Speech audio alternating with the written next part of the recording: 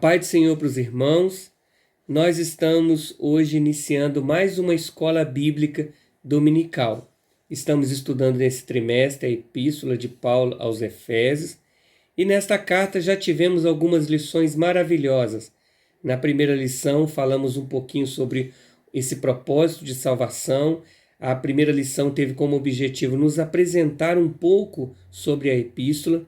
Na segunda lição, estivemos estudando sobre as bênçãos advindas da salvação.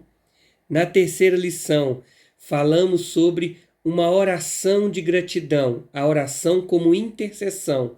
A oração não meramente como a oração do cristão, mas uma oração intercessória, ou seja, oração feita pelos outros, pelo próximo, pelos irmãos. Pudemos aprender na lição de domingo passado sobre a tríplice dimensão da salvação.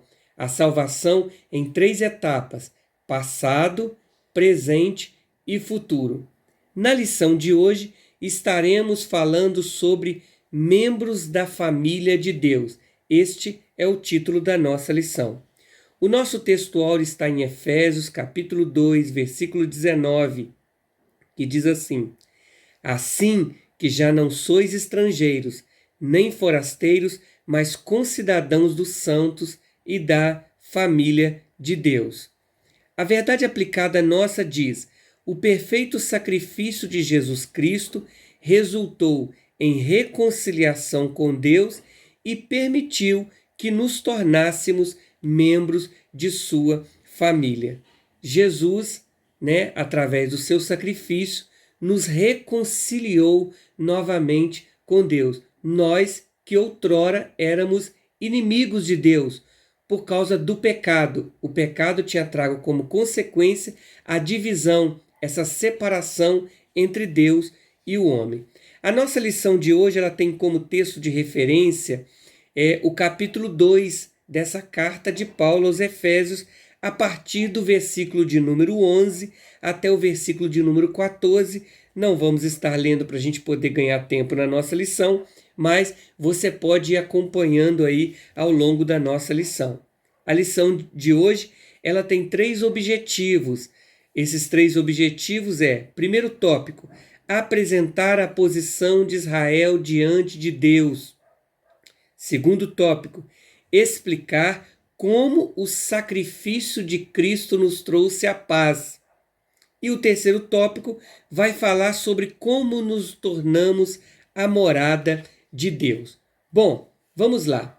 A introdução, ela diz assim: após a sua brilhante exposição sobre a doutrina da salvação, Paulo agora trata acerca da condição dos gentios antes de Cristo e revela como Cristo desfez as barreiras que havia entre judeus e gentios naquele tempo.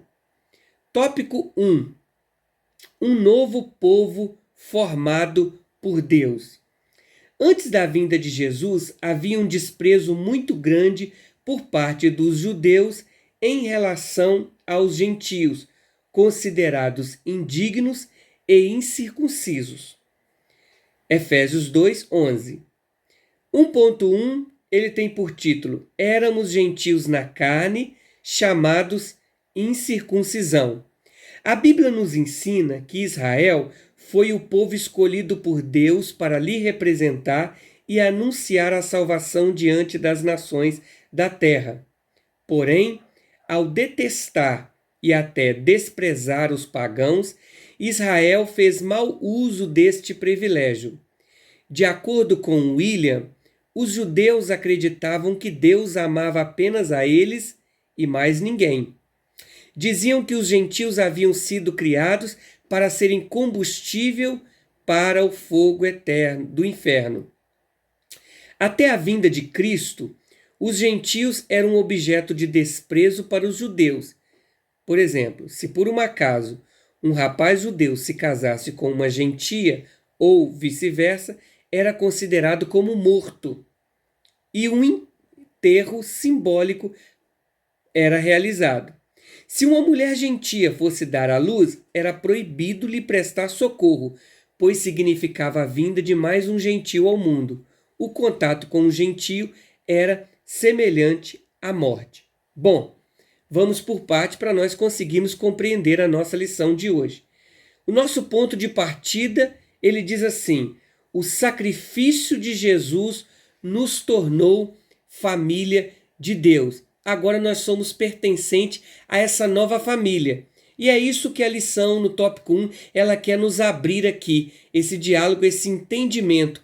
Qual é a nossa posição e a posição de Israel diante de Deus? Bom, primeiro nós precisamos ressaltar aqui quando ele nos apresenta esse novo povo formado por Deus. Nós precisamos lembrar que Jesus, ele dá iniciação aí a esse novo povo. Em Mateus, capítulo 16, versículo 18, é Jesus quem vai dizer: edificarei a minha igreja. Esse termo aqui, esse termo verbal, edificarei, ele é um termo verbal futuro. Fala do surgimento da igreja a partir de Cristo. A igreja aqui representa o povo de Deus chamados do mundo. O que a gente precisa aprender aqui? Primeiro, a Bíblia ela vai nos apresentar 3 classes de pessoas: judeus, gentios ou gregos, igreja. Quem são os judeus? O povo escolhido. A história dos judeus ela começa nos patriarcas, Abraão, Isaac, Jacó. É o povo da aliança e que jamais vai perder aí a sua condição. Israel, esse povo judeu, é o povo escolhido por Deus para representar Deus e anunciar a salvação a todas as nações da terra. Segundo povo, gentio ou gregos. O povo gentio é todo o resto da humanidade que não é judeu. Todos os que não são judeus são gentios, são gentílicos. Olha só, o povo judeu, ele era reconhecido, na revista aqui do professor, o comentarista ele trouxe um esclarecimento melhor. Todo aquele que não era judeu, que não fazia parte da circuncisão, era gentio, ou seja, incircunciso. Quais eram as qualificações que os judeus tinham e que eles se gabavam, né? Eles se sentiam em cima disso. Primeiro, os judeus haviam sido escolhidos por Deus. Segundo, era um povo que fazia parte de uma promessa, estavam sobre uma promessa divina. E terceiro, que era a mais marcante para o povo judeu, eles eram um povo que tinham no corpo uma marca de aliança com Deus, que é a circuncisão. A circuncisão era um sinal físico que, através de uma cirurgia feita no membro viril de todo macho israelita, o distinguia como parte do povo de Deus.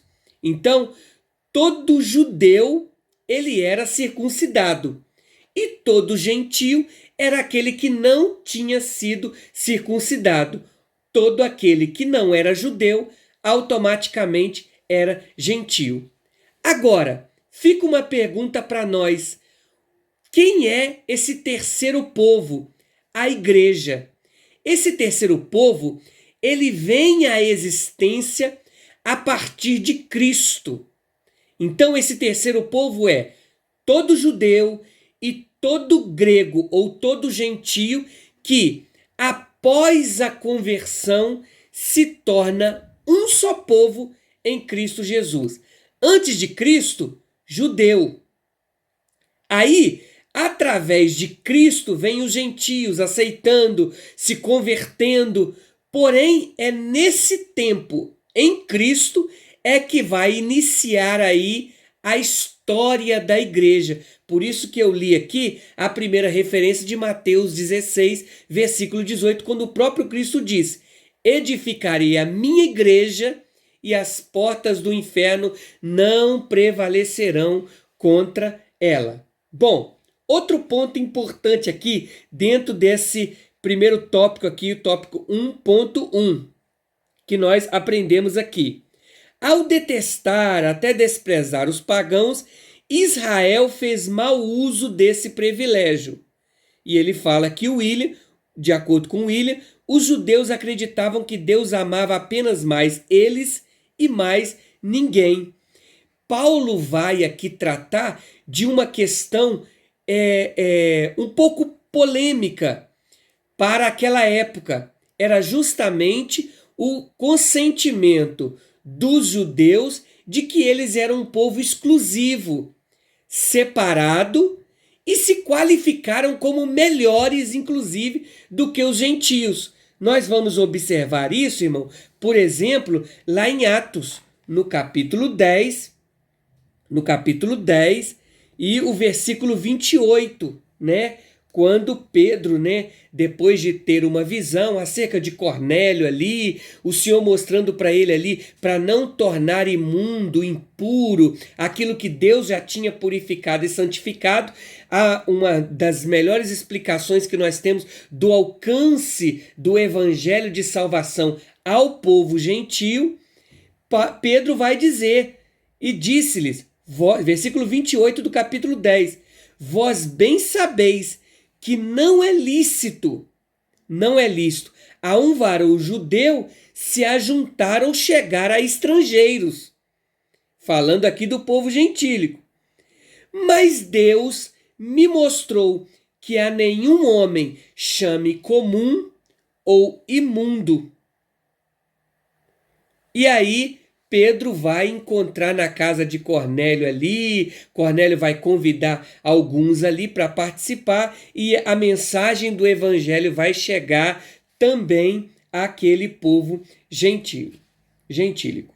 Bom, vamos dar sequência aqui à nossa lição. Então nós demos uma explicação acerca aí desses três povos, judeu, os gregos que eram gentios, e a igreja, o surgimento da igreja. Bom, Paulo vai escrever aqui essa epístola, e aí a lição de hoje, basicamente, ela vai nos trazer uma explicação um pouco melhor sobre isso.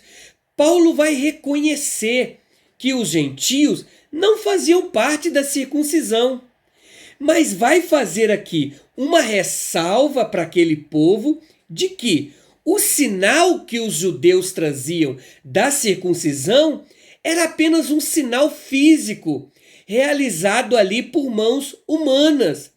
O diferencial da pregação de Paulo é a boa nova trazida de que a verdadeira circuncisão não consistia em uma operação externa na carne realizada pelos homens, mas operada no interior, que é do coração cujo louvor não provém dos homens, mas de Deus. Ou seja, em Cristo, o sinal de quem pertence a Deus não é a circuncisão ou a incircuncisão, mas o ser uma nova criatura. Esta vai ser a temática aqui de Paulo, que o comentarista vai abordar no tópico 1.1. Éramos gentios na carne, chamados incircuncisão. Bom, aí a gente vai para o subtópico de número 1.2. Éramos sem Cristo e sem esperança. Existem momentos que essa palavra é muito apropriada em nossas vidas. Lembrai-vos. O teólogo William faz o seguinte resumo acerca da situação dos gentios naquele tempo. Estavam sem Cristo, sem Estado, sem amigos, sem esperança e sem Deus. Esta era a terrível situação do antigo mundo gentio antes de Cristo. Os judeus esperavam o Messias, jamais duvidaram da sua vinda. Mas que esperança havia para os gentios? Kenner, comentando sobre Romanos 1, do versículo 18 ao 32, discorre sobre o mundo pagão e assinala que o povo judeu considerava a idolatria e o vício sexual, especialmente o comportamento homossexual, como pecados característicos gentílicos. Bruce lembra que o conhecimento do Deus verdadeiro era acessível aos homens, mas eles fecharam suas mentes para esse conhecimento. Bom, o que o comentarista está querendo explicar essa expressão éramos sem Cristo e sem esperança? Paulo está querendo mostrar sobre a atitude dos judeus convertidos que queriam, naquela ocasião, monopolizar o direito sobre Cristo. Paulo vai desfazer essa ideia de exclusividade dos judeus acerca das bênçãos da salvação. E ele vai usar essa expressão, sem Cristo, lembrando aí a condição anterior deles, dizendo justamente sobre isto, que eles viviam imergidos aí no paganismo. Da mesma forma ele vai dizer, estávamos mortos, mas nessa ocasião agora fomos vivificados pela graça mediante a fé. Paulo está chamando a atenção deles, pois os gentios não tinham apenas o tratamento indiferente dos judeus, mas tinham também uma vida outrora sem Cristo e sem esperança. A ideia aqui de Paulo não era simplesmente enfatizar a ideia do desprezo que os gentios tinham dos judeus, mas mostrar para eles também a vida deles antes de Cristo, sem Cristo e sem esperança. Ora, vamos tentar compreender um pouco melhor isto. Sem Cristo, eles o desconheciam, fazendo-os viverem desconhecedores da promessa divina. Assim também é o homem sem Deus lá fora, no mundo. Sem Cristo, ele não tem conhecimento das promessas, das alianças de Deus com o homem. E ele fala também sem esperança. Por que sem esperança? Porque a esperança cristã, ela tem como base a promessa divina, que até então era desconhecida deles. Esse é um perigo muito grande para nós também, irmãos. Tá? Paulo vai chamar a atenção dos crentes de Éfeso sobre a condição deles, não somente de viverem um momento de rejeição pelos judeus, por não fazerem parte da circuncisão, que é o que nós falamos no 1.1, mas inclusive a vida que eles viviam antes, sem Cristo, desconhecedores das promessas da aliança, e sem esperança, desconhecedores da promessa divina, ok? Aí, o comentarista na revista do professor, ele colocou assim, olha, estávamos sem qualquer perspectiva de salvação, éramos inimigos de Deus, estávamos fora com todas as letras. Irmãos, o comentarista chega a dizer, sim, que não existe nada maior do que a salvação. Se apenas fôssemos salvos, essa já seria a maior premiação de uma vida. Nós precisamos parar para analisarmos a nossa condição anterior, sem Cristo. Sem Cristo, não tínhamos também uma promessa. Sem promessa, não tínhamos também uma esperança. Mas Cristo nos trouxe uma novidade de vida. Através de Cristo, nós fomos aliançados novamente com Deus e vivemos debaixo de uma promessa. Este é um grande e maior prêmio. Por isso que ele diz, não existe nada maior do que a salvação. Não existe nada maior do que a salvação. Isso é um prêmio que nós alcançamos. Foi mérito nosso? Não. É a graça. E a graça é favor não merecido. A salvação, ela vem por meio da fé. Ok? Não vem das obras, para que ninguém se glorie, apenas reprisando aí, para que nós possamos também ir lembrando que a gente vem aprendendo aí na nossa lição. Ok? Bom, 1.3. Éramos estranhos às alianças da promessa e sem Deus no mundo. Paulo continua sua exposição sobre a situação dos gentios, dizendo: estavam separados da comunidade de Israel e estranhos aos concertos da promessa. John Stott comenta sobre este texto. A referência é provavelmente a promessa fundamental feita por Deus a Abraão. Israel era o povo da aliança, a qual era acompanhada de promessas específicas para esse povo. Douglas Batista lembra que os vários pactos que Deus estabeleceu com Israel giravam em torno da grande promessa da vinda do Messias. O pacto abraâmico, o pacto mosaico, o pacto davídico. Outros povos não tinham conhecimento desses pactos e viviam envolvidos com muitos deuses e muitos senhores. Por isso, Deus ordenou que a nação de Israel fosse bênção a todas as nações. Aqui eu acho que a gente consegue compreender o assunto que nós começamos no tópico 1, no subtópico 1.1. Bom, primeira coisa importante para nós aprendermos. Ele está falando da nossa condição como estranhos à aliança da promessa e sem Deus no mundo. Primeiro perigo para nós, sermos desconhecedores das alianças de Deus com o seu povo. O que é aliança? Acordo, compromisso, pacto. O nosso relacionamento com Deus, ele não deve ser baseado por uma vida de emoções, mas sim nas alianças.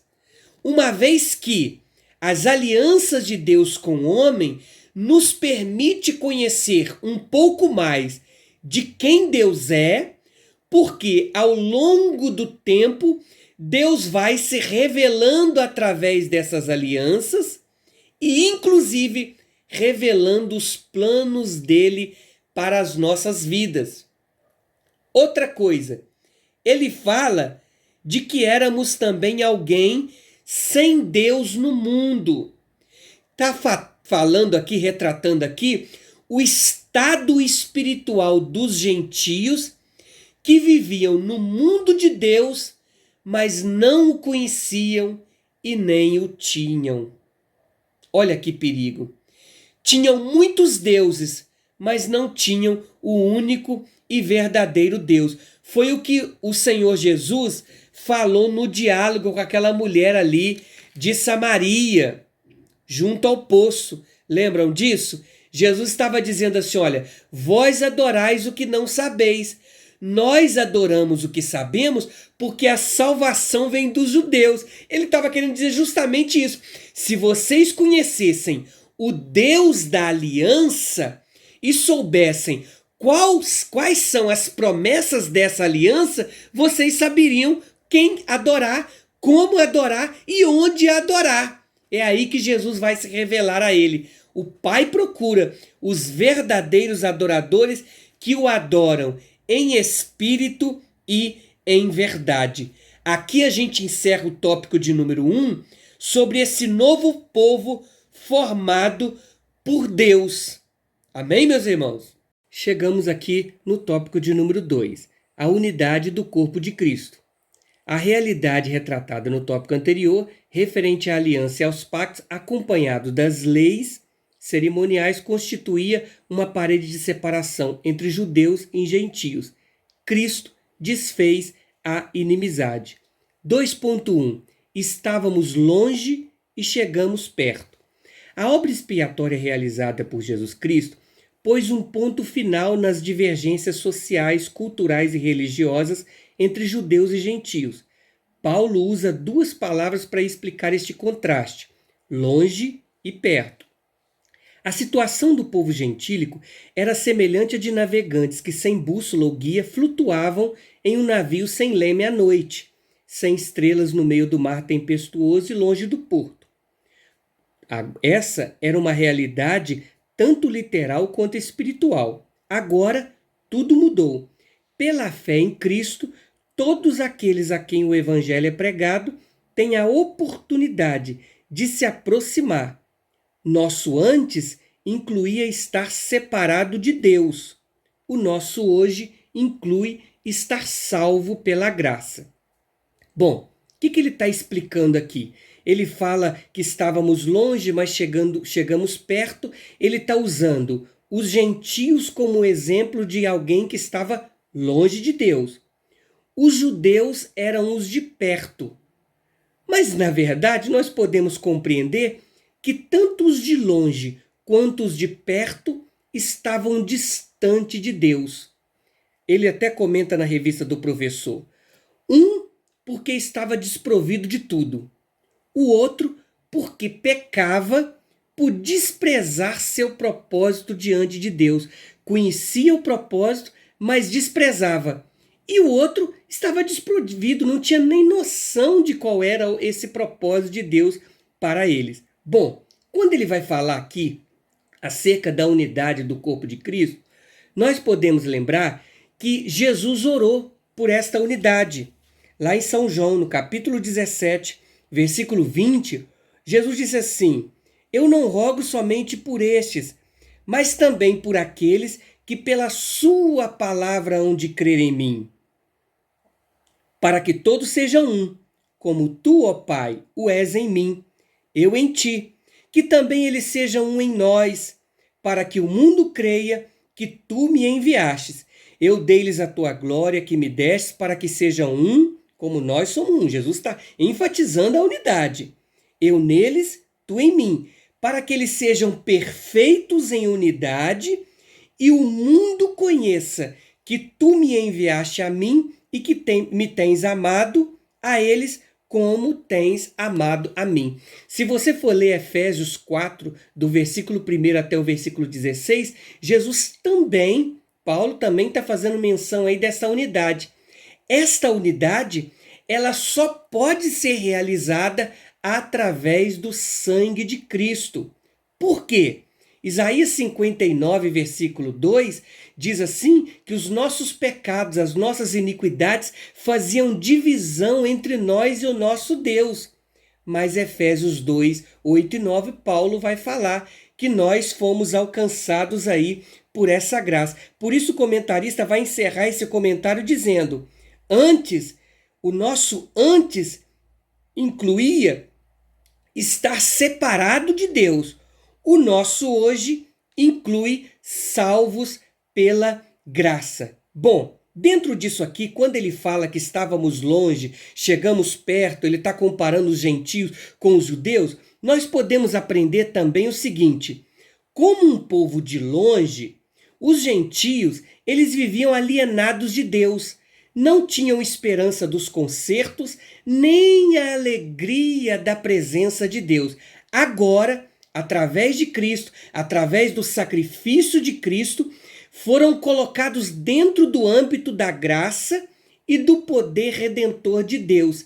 Esta aproximação foi realizada pelo sangue de Cristo, quando ele entregou a sua vida de boa vontade, rendendo na morte, como oferta do pecado a favor de muitos. Isso falando dos de longe. Agora, quando nós analisamos os de perto, nós podemos também considerar que pode significar apenas no sentido externo. Por quê? Isto é, um judeu poderia estar perto pelo fato de ser participante dos privilégios da aliança do Antigo Testamento, ou simplesmente por ser judeu. mas o seu coração poderia, entretanto, estar longe de Deus.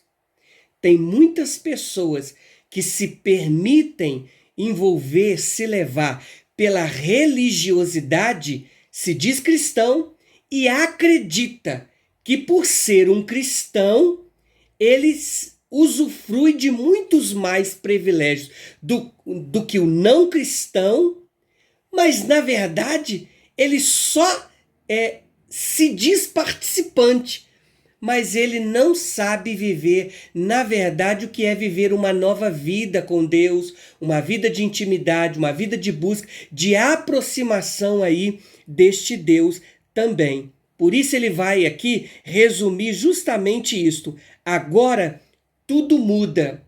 Pela fé em Cristo, todos, de longe, de perto, todos quem o evangelho é pregado, eles têm essa oportunidade de se aproximar. Se o nosso antes, ele é marcado por um tempo de separação de Deus, o nosso hoje é marcado pela aproximação, a salvação através da graça. 2.2. Estávamos sem reconciliação e alcançamos a paz. Jesus Cristo, em seu anúncio de boas novas, trouxe a paz de Deus ao coração perturbado do homem, a paz que excede todo o entendimento. Não a que o mundo dá, mas a paz que transforma o homem ao se relacionar com Deus. A obra de Jesus Cristo na cruz do Calvário não apenas concedeu a paz entre Deus e nós, mas também estabeleceu a paz entre os dois povos, gentios e judeus. Dessa maneira, e pelo seu sangue, agora todos os crentes são transformados em um único povo, um único corpo. Pelo sangue de Cristo, o pecado, poderoso separador, foi derrotado.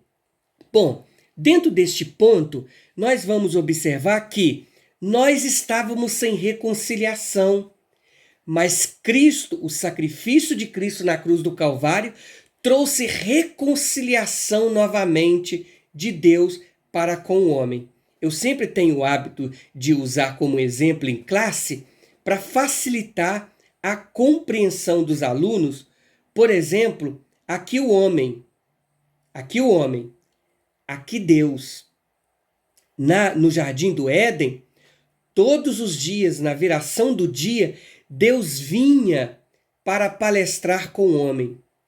Quando o homem pecou, trouxe uma separação de Deus do homem, e este homem passou a ficar de costas, passou a ser inimigo de Deus. Para que essa amizade novamente fosse reatada, era necessário dar um passo. Isso não partiu do homem, porque do homem jamais haveria um meio pelo qual ele pudesse reatar essa amizade com Deus. Partiu de Deus, que deu o seu Filho unigênito. Por isso que a Bíblia vai dizer assim, que quando Cristo expirou na cruz do Calvário, o véu rasgou de alto a baixo, mostrando para nós que a salvação ela partiu de Deus, foi um ato de Deus. Ok, meus irmãos? E através disso, o homem aqui, olha, ele continua inimigo, mas Deus está virado para o homem. O homem agora ele precisa aceitar este sacrifício para que esta aliança novamente ela possa ser reatada. Aí ele vai falar que nós estávamos sem reconciliação e sem paz. Sem Deus, o homem não vai conseguir encontrar paz. Nós temos estudado e temos ouvido muitas pregações dentro deste mês de outubro, que é o mês de aniversário da igreja. E o nosso tema é João 14:27. Deixo-vos a paz, a minha paz vos dou. Não vou lá dou como o mundo a dá. Não se turbe o vosso coração, nem se atemorize. Não temais e nem se atemorize. Em Cristo, todas as diferenças e o muro de separação desaparecem. Por quê? Porque ele reconcilia, trazendo paz. O profeta Isaías vai dizer assim, que o castigo que nos traz a paz estava sobre ele, e pelas suas pisaduras nós fomos sarados.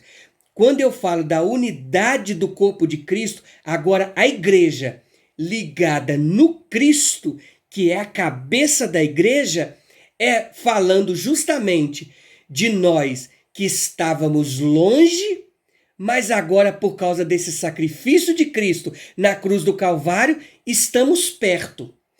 Fomos reconciliados. Éramos inimigos, agora fomos reconciliados e podemos gozar desta paz. Esta paz, inclusive, é uma característica do fruto do Espírito que é gerada no cristão. Por isso que, independente da adversidade, independente do tempo, do momento que ele esteja vivendo, ele consegue ter paz. Porque essa paz, segundo o comentarista colocou aqui, Filipenses 4,7 diz assim, que ela excede todo entendimento. Louvado seja o nome do Senhor. Ele encerra o tópico de número 2, falando que éramos dois povos e nos tornamos um só povo. Elianai Cabral cita que a cruz de Cristo serviu de elo de reconciliação e também de destruição. Ela foi o imã para a reconciliação dos homens com Deus e também símbolo de morte e destruição das inimizades existentes entre Deus e o homem. No templo antigo, havia uma parede que separava judeus dos gentios. Um gentio era proibido de avançar. Agora, em Cristo, não existe mais parede, nem templo. Hoje, somos todos iguais diante de Deus. Pela graça, nos tornamos filhos de Deus, herdeiros juntamente com Cristo, povo santo de Deus e membros de sua grande família. Pela graça, nós não somos mais órfãos. Nós temos um Pai. O nosso Pai nos ama. E pela graça, passamos também a ser herdeiros juntamente com Cristo de todas as promessas de Deus para o seu povo. E aí ele vai encerrar falando justamente aí desse elo de ligação. Éramos dois povos, judeus e gentios. Agora não. Agora nós somos um só povo. Ele está falando aqui dessa unidade. Irmãos, nós vamos encontrar várias referências bíblicas falando do desejo de Deus a respeito da unidade. Tópico de número 3, daqui a pouco nós vamos estar falando, tópico de número 3 que vai falar aí sobre a edificação, a igreja como edifício. Mas Paulo, ele vai falar um pouquinho aí sobre o exercício nosso do ministério. O exercício do ministério, sobre a qualificação, de cada um dentro desta unidade. O desejo, o propósito de Deus, quando ele deu ministério, dons aos homens, é buscar a unidade do corpo de Cristo. Esse é o propósito original. Bom, dentro desse assunto ainda, falando sobre que éramos dois povos e nos tornamos um só, vamos ver Pedro, a experiência de Pedro para com Cornélio. Capítulo 10 de Atos dos Apóstolos, versículo 10, diz assim: tendo fome, quis comer. Isso quando Pedro subiu ao terraço para orar. Quis comer. Enquanto preparavam alguma coisa, sobreveio um arrebatamento de sentidos, viu o céu aberto, descia um vaso como se fosse um grande lençol atado pelas quatro pontas vindo para a terra. Havia de todos os animais, quadrúpedes, répteis da terra, aves do céu, e uma voz lhe foi dirigida dizendo: Pedro, levanta, mata e come. Pedro disse: de modo nenhum, Senhor, nunca comi coisa comum e imundo. Segunda vez lhe disse a voz: não faças tu comum ao que Deus purificou. Deus estava despertando Pedro para compreender que o mesmo Deus que trouxe a salvação para o povo judeu, também tinha essa salvação extensiva a todos os homens. Agora, em Cristo, não somente judeus ou gentios, porque todos nós fazemos parte, através de Cristo, da família de Deus. Somos membros da família de Deus. Merece um glória a Deus por isso. Louvado seja o nome do Senhor. Amém, meus irmãos? Chegamos então ao tópico de número 3, o edifício de Deus. Já não somos mais estrangeiros em terra distante. Cristo nos tornou cidadãos de seu reino e membros da família de Deus. Paulo compara a igreja como um grande edifício que cresce a cada dia e a cada dia é edificado. Nós vamos tentar aprender aqui no tópico de número 3 sobre esse edifício. A igreja comparada como edifício, templo, casa de Deus, lugar onde é a habitação de Deus. Não é a quatro paredes, é a igreja. Eu, você, nós fazemos parte desta igreja. Vamos tentar aprender um pouquinho. E o comentarista faz questão de mencionar que essa igreja ela cresce a cada dia. Por quê? Porque ela tem uma base, ela está firmada sobre uma base. Vamos tentar compreender que base é esta, ok? Cada dia ela está sendo edificada. Bom, 3.1, o fundamento dos apóstolos e profetas. A obra de Jesus Cristo não apenas reconciliou o homem com Deus, mas além de tornar os dois povos um, os reúne em um projeto, como um edifício, chamado Congregação dos Santos ou Congregação dos Justos, o que conhecemos hoje como igreja. Como uma casa santa completamente edificada na rocha, a pedra angular que é Cristo. O fundamento dos apóstolos e dos profetas são as verdades reveladas pelo Espírito Santo acerca do plano de Deus e da pessoa de Jesus Cristo. Bom, aqui Paulo, o comentarista está fazendo menção de Paulo usar esse termo aí de a igreja ser comparada como um edifício. A igreja, ela representa uma comunidade de pessoas. Ela comparada como edifício está sendo comparada como templo, como casa, lugar de morada. E quando Paulo vai usar o termo edificados sobre fundamento, ele está fazendo uma analogia da igreja como edifício em processo de construção. Então vamos tentar compreender melhor. Bom, Paulo vai falar acerca dessa igreja em processo de construção, alicerçada em Cristo. Cristo é a base dessa igreja. Ele é essa rocha. Cristo, a rocha, onde a igreja está firmada, alicerçada. Por isso que Mateus 16, 18, que nós citamos agora mesmo, ele diz assim, olha, sobre esta pedra edificarei a minha igreja. Eu edificarei a minha igreja. É Cristo essa base. A igreja está firmada nessa base, que é Cristo, a rocha, a pedra angular. E nós lemos, por exemplo, e já foi falado várias vezes acerca de Mateus 7. Mateus 7 fala sobre 2 alicerces. Aquele, pois, que escuta as minhas palavras e as pratica, assemelhá-lo-ei ao homem prudente que edificou sua casa sobre a rocha. Desceu chuva, correram rios, assopraram ventos, combateram aquela casa e não caiu, porque estava edificada sobre a rocha. O que ouve as minhas palavras e não as cumpre, compará-lo-ei ao homem insensato. Então você vê que a Bíblia está mencionando, usando para nós aí essa comparação, de que essa rocha que é Cristo, a palavra é essa firmeza. Ok, meus irmãos?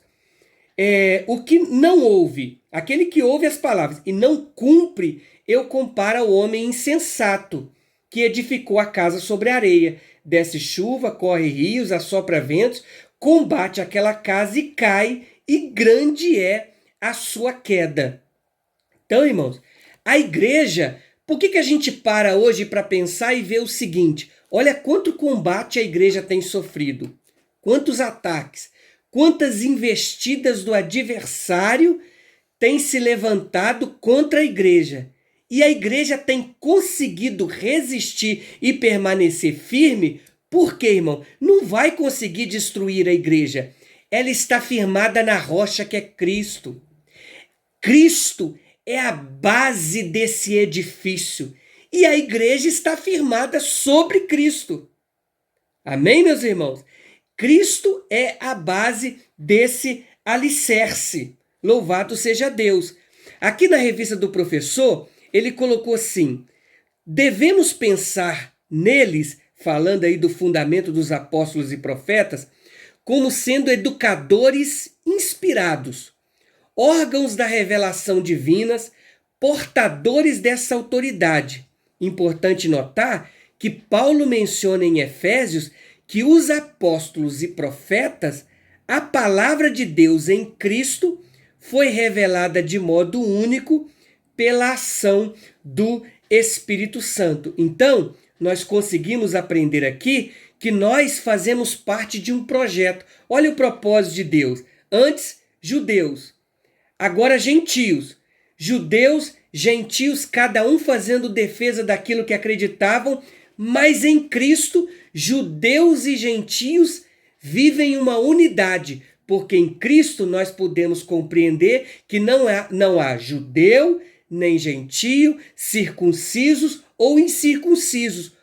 Todos estão debaixo da mesma graça. Todos também foram alcançados pela mesma graça. E podemos agora compreender que fazemos parte de um projeto. Essa é a Igreja Santa, essa casa santa, firmada, edificada nessa rocha que é Cristo, a pedra angular.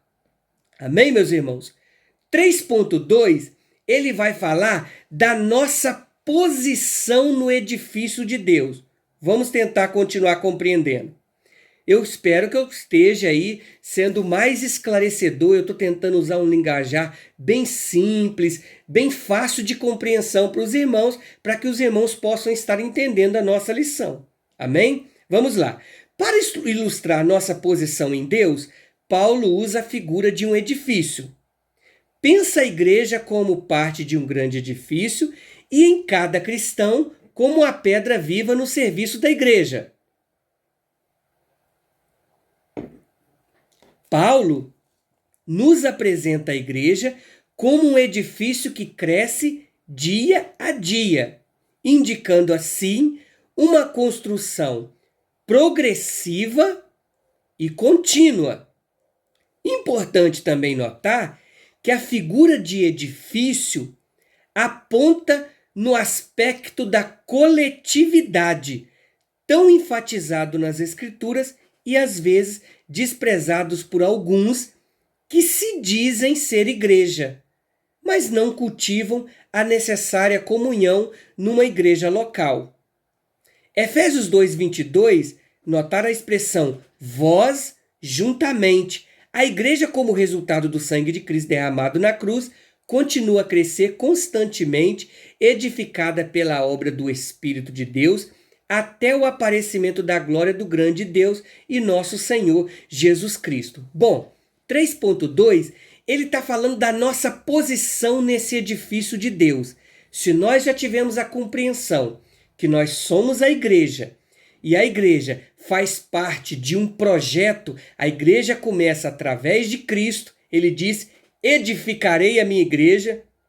Ele estava se posicionando como o alicerce principal para o surgimento, para o nascimento da igreja. E nós agora vamos compreender qual é a nossa posição no edifício de Deus.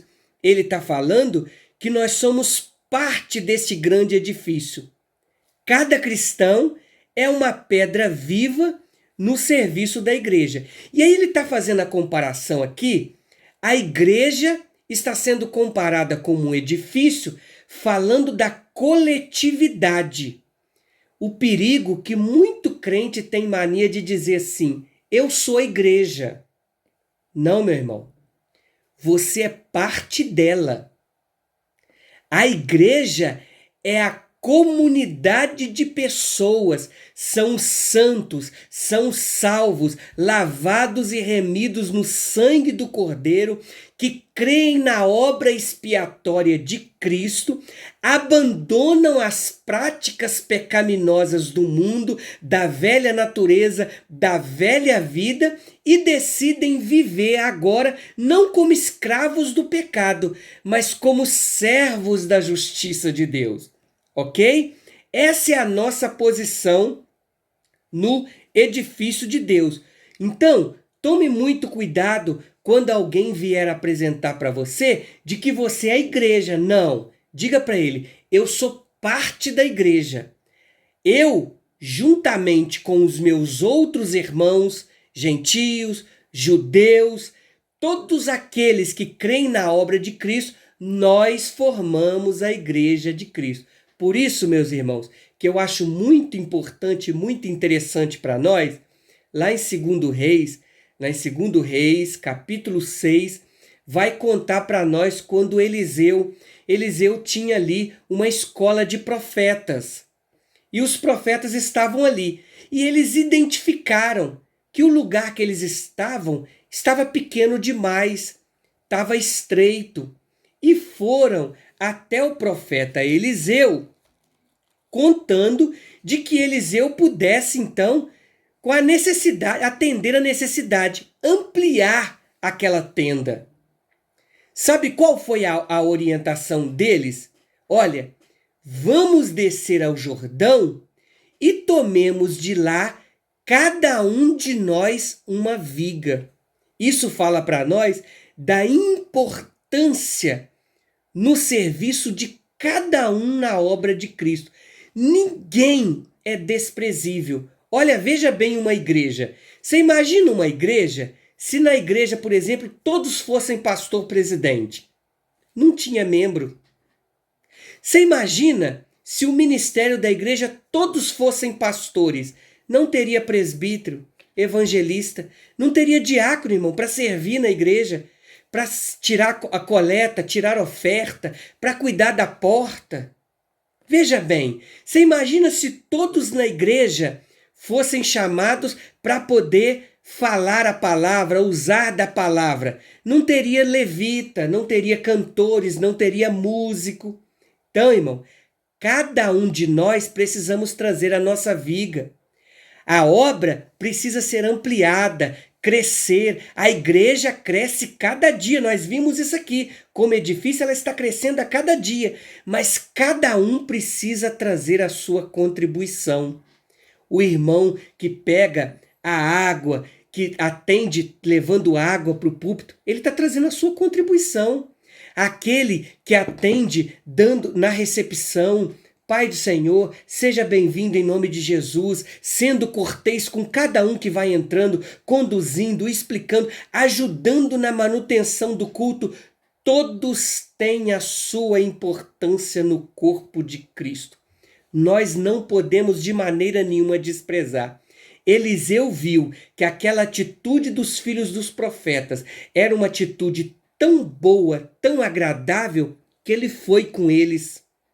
Ele foi com eles. Louvado seja o nome do Senhor. Olha, lá em 1 Coríntios, capítulo 12, Paulo vai falar um pouquinho aí sobre a unidade dos membros do corpo.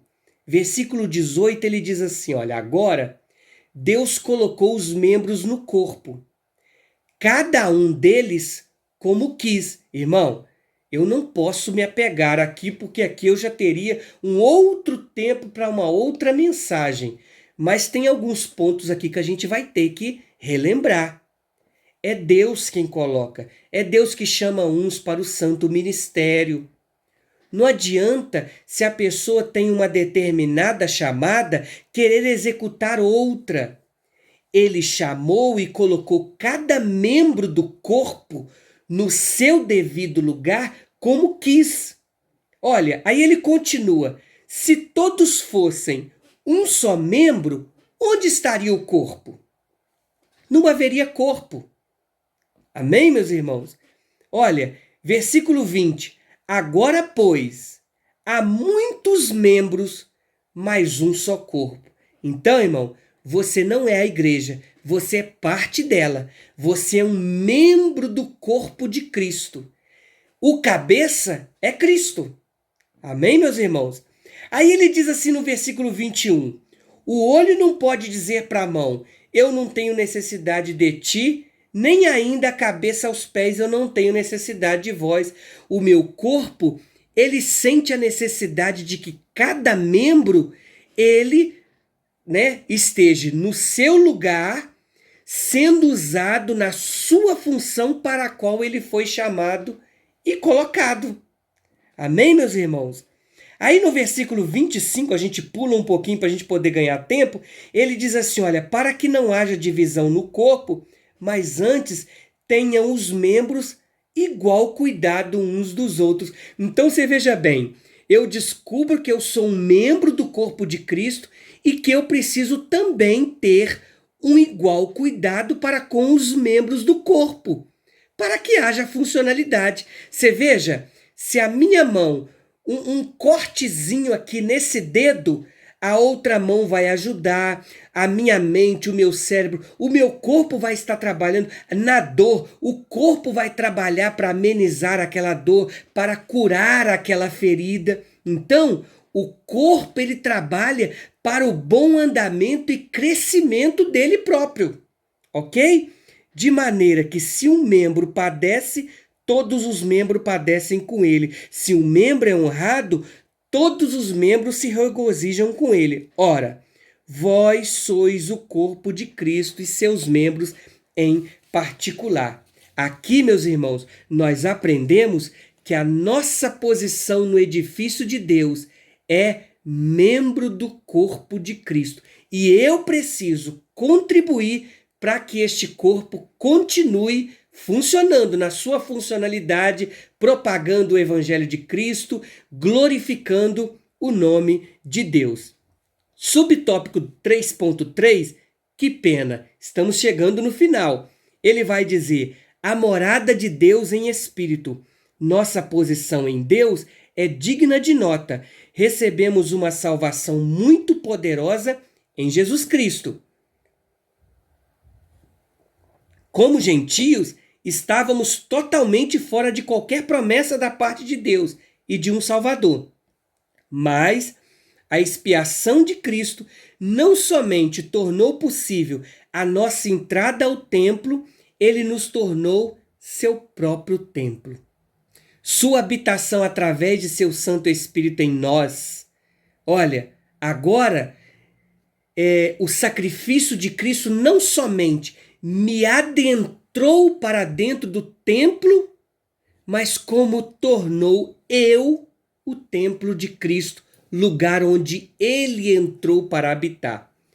E aí, 1 Coríntios 6,19 diz, não sabeis que o vosso corpo é templo do Espírito Santo, que habita em vós, proveniente de Deus, e que não sois de vós mesmos?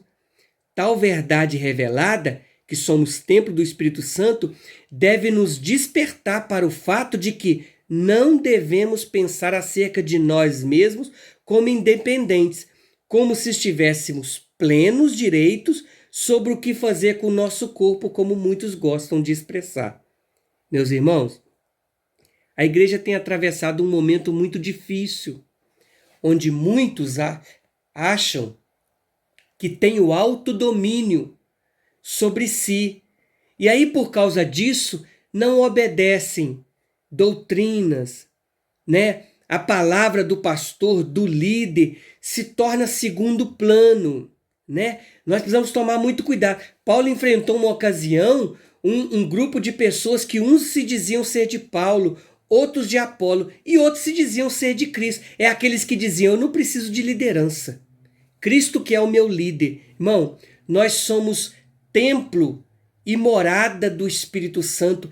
Ele habita em nós e automaticamente ele também quer nos revelar através da palavra, através da Bíblia, das Sagradas Escrituras, qual é o verdadeiro propósito de Deus para as nossas vidas. A Bíblia chega a dizer, Paulo chega a dizer, sim, vós sois o templo de Cristo. Se alguém destruir o templo de Cristo, que sois vós, Deus também o destruirá. Que Deus possa ter misericórdia de nós também, irmãos. Olha, porque foste comprado por bom preço. Glorificai, pois, a Deus no vosso corpo e no vosso espírito, os quais pertencem a Deus. Saiba que você, como membro da família de Deus, você que não era povo, mas agora é povo. Você que não era salvo, mas agora foi salvo pela graça como membro da família de Deus, agora você faz parte desse edifício, você é uma parte desse edifício e você é o templo do Espírito Santo e ele faz morada dentro de você. Já não somos mais estrangeiros em terra distante. Cristo nos tornou cidadãos de seu reino e membros da família de Deus. Conclusão: Cristo morreu para reconciliar consigo mesmo toda a humanidade. O resultado é que não somos mais estrangeiros, mas sim cidadãos do reino sobre o qual o Senhor reina. Somos a família que Ele ama e o templo em que Ele habita. Meus irmãos, Deus em Cristo possa vos abençoar. Aquilo que eu não pude esclarecer, que o Espírito Santo possa trazer esclarecimento a todos os irmãos. Eu quero aqui agradecer a minha oportunidade, agradecer pela confiança o nosso pastor presidente, pastor Moisés Pereira, sua muito digna esposa, pastora Elisângela Neves. Que Deus possa continuar a abençoar todo o ministério, toda a igreja. Mais uma vez, muito obrigado pela oportunidade, que nós possamos ficar com esse lindo aprendizado. Nós não fazíamos parte desta família, mas agora, por Cristo, fomos enxertados e somos membros da família de Deus. A paz do Senhor para os irmãos. Tenham um domingo abençoado em Cristo Jesus. Deus os abençoe.